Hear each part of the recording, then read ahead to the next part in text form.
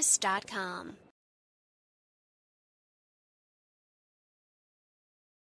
Ever since his boat was burnt down by Hank Hill, Dodo was miserable, and he was forced to stay at the local Premier Inn.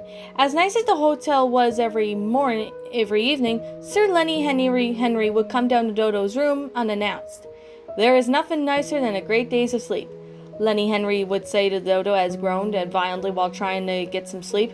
Dodo would try and get Lenny Henry to leave, only to get a massive slap across the face from Lenny's PA possible lover, Richard Gritter.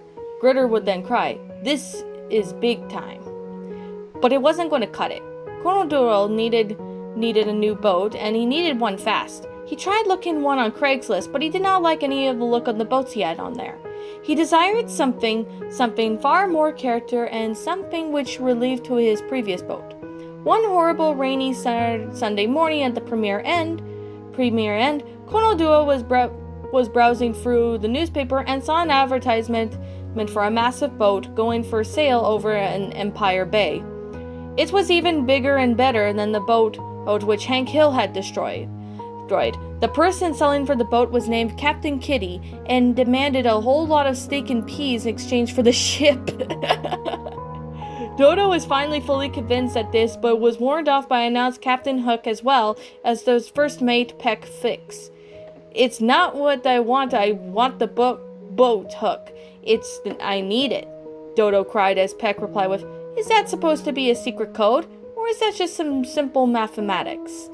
Dodo then realized of the small print and on the advert and realized that it was the offer needed to be ended at 10 p.m. Very night. He zoomed out of his hotel room and ran towards the elevator, only to find out it was by an incredibly smelly old lady, her grandson, Mr. Bean, who secretly plotted to kill in order to steal her insurance money. Yeah, Mr. Bean is a sick piece of crap, but you don't know what you're going to, you dear reader. Well, now you do. Dodo and his cohorts then decided to take the staircase, and all while getting chased by Lenny Henry and Richard. Lenny's voice could be heard echoing throughout the hallway as he said, "There's nothing nicer than great night's sleep." The trio eventually reached the main lobby, and with the receptionist was none other than Robin the Green Duck, who loves the digital art style. "Digital art style," Robin proclaimed as he started to check on Dodo and his cohorts out of the hotel. He was taking the ages, and I was literally mean ages. No joke, Captain Hook's hair was beginning to turn gray. Robin finally managed to check them out and made their way outside onto the streets. Lenny Henry hissed at the sights of the streets, for he could not bring himself to leave for comfort as the Premier, nor could Richard Gritter. "Have I ever let you down?" Gritter asked as Lenny yanked Gritter's heart out of his chest, signing that their partnership had finally come to a close. Colonel Dodo and his cohorts made their way to the street, as they did not own a chair. Dodo looked at his pocket watch and learned that it was only 5 to 11 in the morning. Perfect, Dodo thought to himself, as he still had several hours to get to the boat before Kitty closes up the shop, or God forbid, to sell someone completely different. Everything was going fine for a bit as the trio was starting to run down the streets until they were stopped by an army blockade which had been put up none other by General Asquith himself. General Asquith stood up right in front of the blockade, smoking weed with his soldiers. "Come on, we must take Eastport before sundown," Dodo cried as Bill Deckerolf came to him. "Bill, please, you gotta let me and my friends go through," Dodo pleaded obnoxious, and Bill responded, "I can't hear you." It was so ducking and obnoxious that even Peck himself grew angry, and he was quite the mellow marshmallow ever since all of Lavoie Fasco of 1977, that is. It was Captain Hook himself who made the next move. He stole the army's jeeps and used it to race down the streets. Asquith and Bill, along with the other soldiers, gave a chase. Hook did not bother to take Dodo and Peck with him, or he had planned on retiring from the account in any way. You see, what Captain Hook really wanted was to do some stockbroking. But for once he came to a long history of stockbrokers. That was just beautiful in my opinion. Colonel Dodo and Peck made their way through the blockade and raced through a cul-de-sac in the middle of nowhere. There was only one way through the cul-de-sac. It was wanted to make it a significant route through the forest, which meant going through one of the houses. Dodo and Peck made their way towards the first house they saw. Inside the house, Billy Bob Tanley was watching Woody loses his Shannon again. He was seeing his hatred and anger. "Where's the funniness?" Billy Bob asked as Dodo and Peck came bashing through the walls, having to use Eddie as a jackhammer. They did not know how to use to get to the door to get through, even though it was already open. "What the hell?" Billy Bob looked at them and yelled, "Give me my beer, you dog!" Dodo and Peck were forced by Billy Bob to head towards the local Tesco's to buy him some beer. At Tesco's, more problems began to arise as the store was filled to the brim with customers. There was no room to breathe. Eventually, Dodo found the correct beer and went to check out to pay for this item. "That's $600, sir," the cashier, Mr. Duncan, said, as Dodo handed him a full bag of carrots, which somehow was enough to pay the beer. "Oh my, where did you get all that money?" Mr. Duncan asked Peck, as Peck replied with, "None of your business, you sponge." "Well, that explains it," Mr. Duncan replied, as he paid for the item. Mr. Duncan then proceeded to pull out 2 turtle dove ornaments off by a nearby Christmas tree, even though there was no way near Christmas yet. Mr. Duncan held the turtle dove ornaments close to his chest before saying, "Turtle doves are very special." "I can have 2? Colonel Dodo asked, as Mr. Duncan replied with, "Well, 2 turtle doves. You keep one and give the other one to someone really special." Dodo happily took the turtle doves out of Mr. Duncan's hands before making his way to leave Peck accompanying him. They made their way back to Billy Bob Stanley's house, who was yet again to begin to watch Woody loses his Shannon. His best friend Otis was in there too. "All right, people, you read the title where..." Billy Bob was cut off as Dodo and Peck came into the room holding the beers. "Hey, Spud, give me some beer," Billy yelled as Dodo threw a beer box at Billy Bob's smelly face. Yeah, my goodness. "Yeah, man," Otis said, who rather was tired as Colonel Dodo. Though he needed to get that boat. He checked his pocket once again, and it was already 3 o'clock in the afternoon. Dodo and Peck left Billy Bob in his Tanley's house and made their way through Billy's garden. They proceeded their way towards the nearby forest and ran through it. While running, they ended up getting captured by Agent Milton of Pinkerton Detective Agency. This Agent minion of the Pinkerton Detective Agency, Milton explained as the Dodo responded with, "Yeah, I know who you are, you're a-hole," Micabel said. "We picked him up when you boys left for Tesco's, and he has been a good boy ever since." "I have gotten enough of this," Dodo yelled as he pulled out his golden revolver and shot Milton, killing him instantly. The Pinkerton Detective Agency, now led by Sam and Max, had been given the chase at Colonel and Dodo and Peck, and they were eventually able to catch him. Dodo and Peck were taken downtown and being questioned by Sam and Max for killing of Milton, who is a fine man, I might add. "Actually, no crap, Milton. He cheats at the cards, and there was a horrendous win at the police station." Dodo and Peck were brought over in the interrogation room, with Sam and Max following behind them. 5 minutes later, Max shut the door right behind him. "Why did you go through all this, brother, over a boat, Colonel? Why kill Milton and then smuggle beer for Billy Bob Tanley?" "He's been on arrest list for months now," Sam said as he took a sip from his mug of coffee. "How's your office, Sam?" Dodo asked with a smug now forming on his face. Sam then looked suspicious and said, "It's fine. Why do you..." "Oh, jumping jellyfish on a mess or a sandwich." Sam then proceeded to run out of the interrogation room in a panicked fashion. "Sam, where are you going?" Max asked as he left the interrogation room and a bit as fast as he can. Sam had. "What happened here?" Peck said as he and Dodo began leaving the interrogation room. I slipped some laxatives into Sam's coffee while chatting outside with Max," Dodo explained as he and Peck walked out of the police station like they owned the place. Upon checking up on his watch at this point, again, Dodo learned that it was now 5 o'clock. There was only 5 hours left. Colonel Dodo needed to make those 5 hours count. Colonel Dodo and Peck make their way to a nearby bus stop and waited at the beach bench patiently as a massive double-decker bus pulled in front of them. The bus driver was none other than Stan Butler, along with his conductor BFF Jack Harper.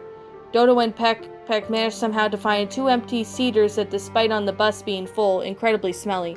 Even smellier than the smelly which SpongeBob and Patrick once tormented in order to get the place suburban developed the fun. Now, how to stay in the bus in the journey was unpleasant. It would have been an understatement of the century. Colonel Dodo was fidgeting uncontrollably. They needed to be in an Empire Bay, but just in 5 hours, otherwise there'd be no boat for Dodo, and no boat for Dodo means no more Krusty Krab.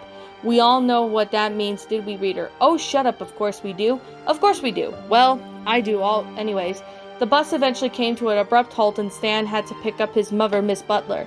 She parked off herself in the seat across from Colonel Dodo and Peck. She began showing them pictures of her son Stan working in the car factory up north. I saw Stan in my cup yesterday, and he said he was going to the very top. You see, Miss Butler was quite insane as ever, catching the pig flu which had been brought by the Earl of San Frisco of 1977, a Frisco which Peck was responsible for. This is why such a guilt, even more guilt than Quasimodo. Oh yeah, I went there. After the bus picked up Mrs. Butler, the bus continued racing down the streets towards Empire Bay.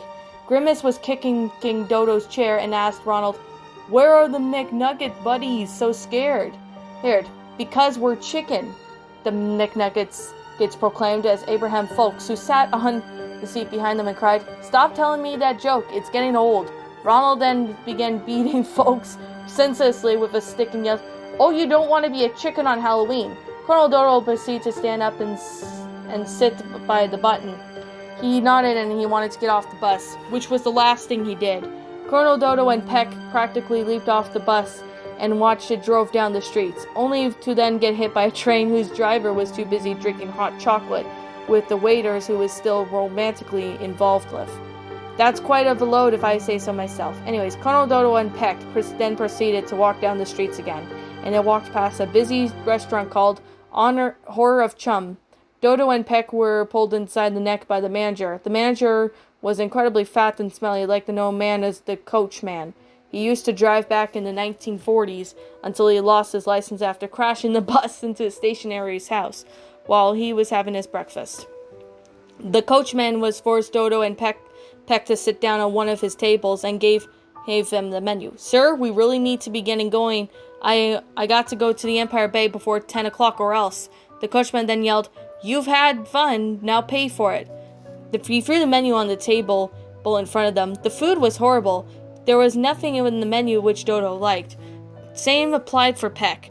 They requested that the coachman to get the owner, and the owner hopped into the table, revealing himself to be none other than Sheldon J. Plankton himself. "What's the problem here, fellas?" Plankton asked, as Dodo replied with, "Listen, Mr. Plankton, me and my mate here aren't that hungry." "We ain't that hungry at all. We need..." Plankton ignored Colonel Dodo and held up a prune smoothie. "A prune smoothie? A brown muffin? Come on," Plankton pleaded, as Patrick Star, who sat by a nearby table, began taking a dump in SpongeBob's sundae, while the Shadow Reader, who also sat at the table, groaned before saying, "Gosh darn it, Patrick! I can't take you anywhere without you misbehaving." At that moment, Plankton and the coachman had both turned their attention away from Colonel Dodo and Peck into focus on Patrick's bathroom dilemma. Plankton pulled up in a incredibly cheesy face, as he did with the old coachman, who sank the butler back in his hometown. His nickname was Little Butterfly Man. He hated that nickname, and so did his parents when they went to a witness protection program with their son. The program was suggested to them by the counselor Steve. Steve had quite done well for himself since he'd been leaving the house of dreaded Blue and her Santa Clues. The coachman was trying his best to change, but he cannot run it. Anyways, Colonel Dodo unlisted Patrick, Plankton, and the coachman getting distracted with disadvantage in his outside way of the restaurant, with Peck accompanying him. Across the street is a massive hill which leads to Empire Bay. "Maybe we can get across the street," Colonel suggested, as Peck began flying across to see if everything was that safe. Yes, Peck could fly, but he hasn't been flying earlier. To be honest, you dear reader, I haven't got any flying Scooby-Doo. No sirree, I don't. Peck was then ran over by a speeding car driver, Elmer Fudd, who was out hunting rabbits. He had came to the wrong place. Clearly he didn't, dear the reader. Anyways, Colonel Dodo had no time to mourn for his fallen friend and had to get to Empire Bay fast. He checked his pocket watch and learned that he only had 1 hour to get to Empire Bay. Thinking quickly, Dodo decided to hitch a ride with 2 incredibly hairy bikers. Unfortunately, the bikers were very dumb and their bikes moved only 1 solid mile per minute. Dodo groaned before jumping off the bike in order to catch a taxi. He managed to get inside and says in the taxi and cried, "It's scary out there." The driver, scary, smelly faced and turned around and said, "It ain't much better in here, kid." Dodo then gasped in fear as the driver pulled on the accelerator. The driver began to speed down the street so fast his rival as Sonic the Hedgehog. Sonic, who was resting on a nearby bench, saw the taxi speeding and yelled, "That's no good." Sonic was beginning to speed after the cab and challenged the driver to a race. The driver accepted Sonic's despite Colonel Dodo's protests. The race was over in 2 seconds and the driver ended up crashing the taxi into a brick wall, killing him instantly.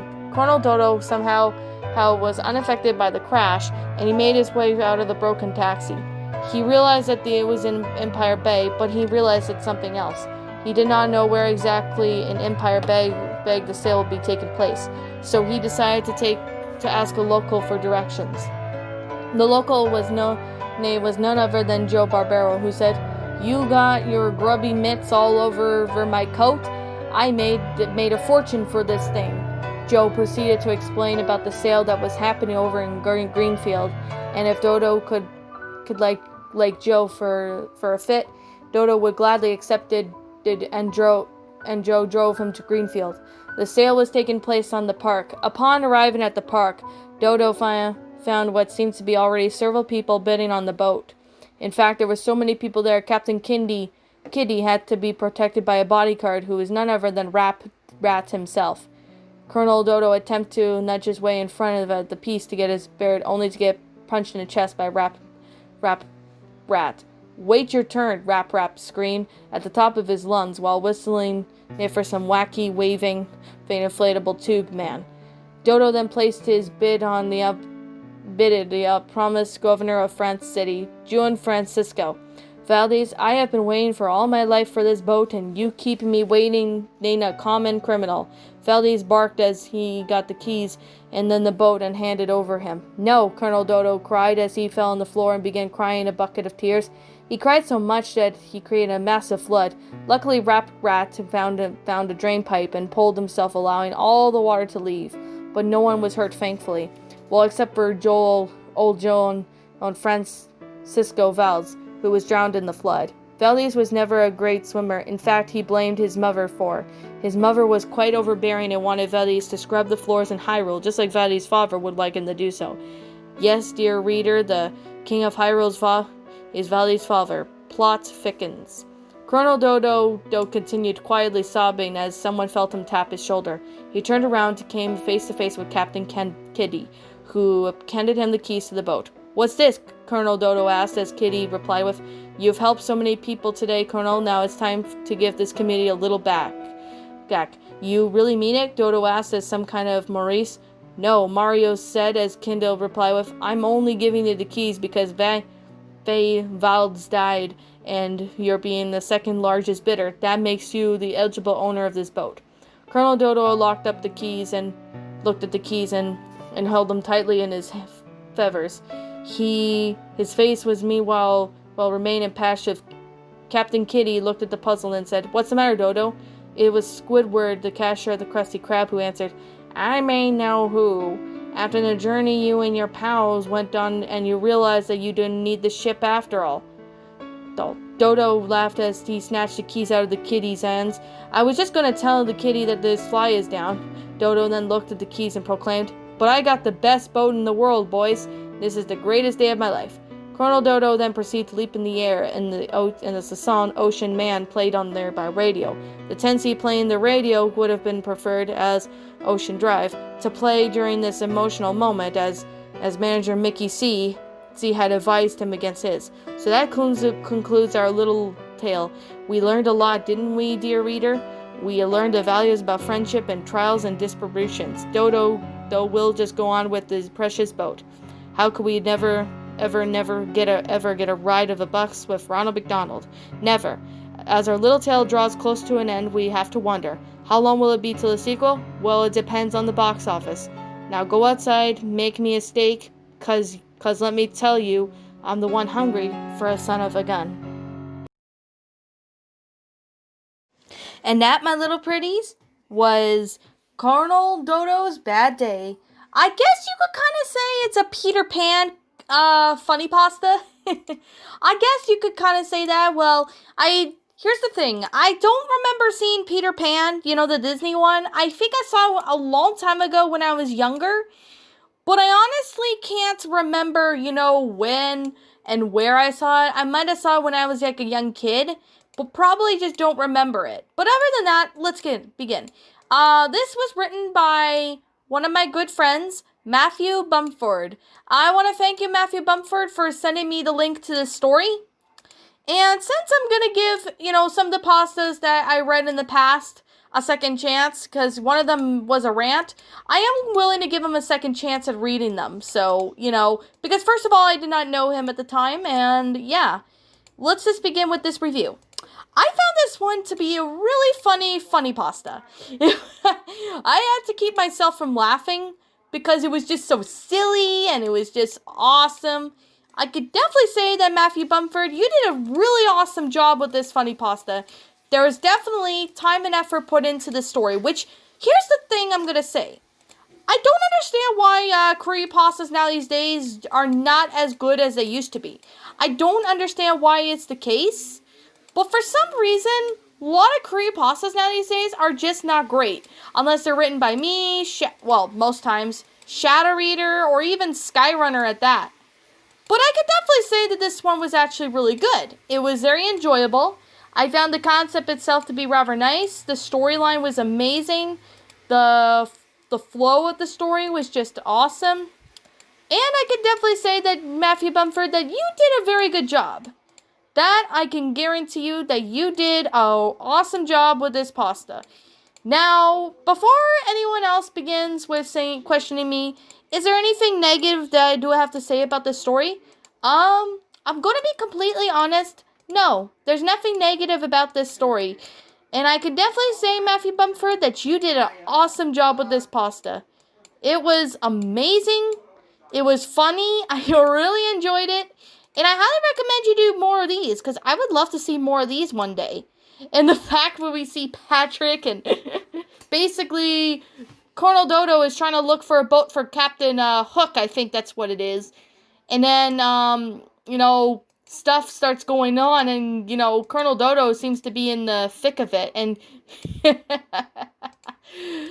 I could definitely say this story was funny, and I did manage to control myself from laughing so hard, because this story was just awesome and funny at the same time. I could really say, Matthew Bumford, you really do well with your stories, and I am willing to give the ones that I gave negative reviews, from when I first came around, a second chance, because I'm looking at these and realizing that these are more funnier than I imagined.